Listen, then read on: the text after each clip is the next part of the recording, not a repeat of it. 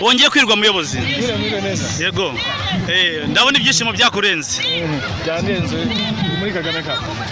Kagame Cup ndabona yitabiriwe n'abantu benshi kandi ikaba yabereye hanga mu murenge wacu wa Kabarore igikombe cy'umupira w'amaguru kikagitwawe na Ngarama.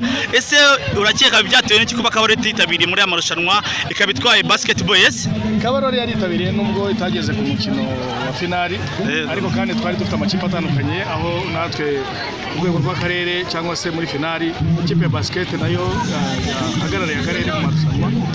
Nubwo tutagize amahirwe yo gutsinda muri football, ariko muri basket twabahagarariye akarere. Nkuko muri basket mwaje ku mwanya wa mbere, ese ku mupira w'amaguru urakeka twakongeramo izihe mbaraga? Ese bipfira iyo urebye nkawe nk'umuyobozi? Umukino w'amaguru muri Kabarore by'umwihariko ikipe y'umujyi birasaba izindi mbaraga zo gushaka abakinnyi hirya no hino, cyane cyane ko dufite urubyiruko rushoboye ndetse n'aba coach kugira ngo niho hagiye havuka